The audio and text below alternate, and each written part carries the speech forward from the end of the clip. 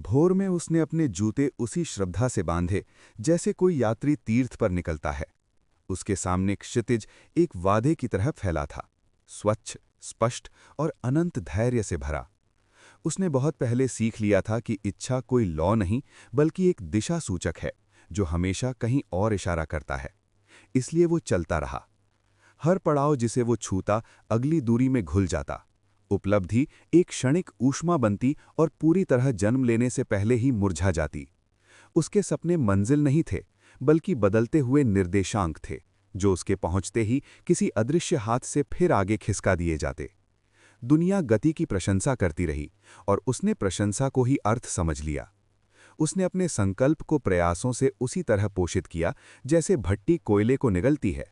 समय उसके लिए मुद्रा बन गया और विश्राम एक ऐसी विलासिता जिसे वो उस भविष्य के लिए टालता रहा जिसे वो एक दिन अवश्य खरीद सकेगा। ऐसा उसका विश्वास था। वो खालीपन को केवल एक स्थान मानता रहा जो भरने की प्रतीक्षा कर रहा है। उसे ये आभास भी नहीं हुआ कि ये अंतहीन पीछा करने की शेष बची परछाई भी हो सकती है। जितना अधिक वो जुटाता गया उसकी जीतें उतनी ही हल्की होती गईं, जैसे एक नदी में घिसकर चिकने हो चुके पत्थर जो कभी विश्राम नहीं करती। इच्छा ने उसे एक और अधिक तीक्ष्ण साधन में ढाल दिया।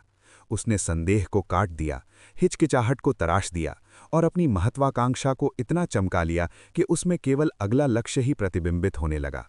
फिर भी उस प्रतिबिंब में कोई चेहरा नहीं था, केवल आगे जाती एक गलियारा सी राह जो संकरी होती, उजली होती और फिर दूर खिसक जाती। वो चलने लगा क्योंकि वो चाहता था, इसलिए नहीं बल्कि इसलिए कि रुकना मानो मिट जाना था।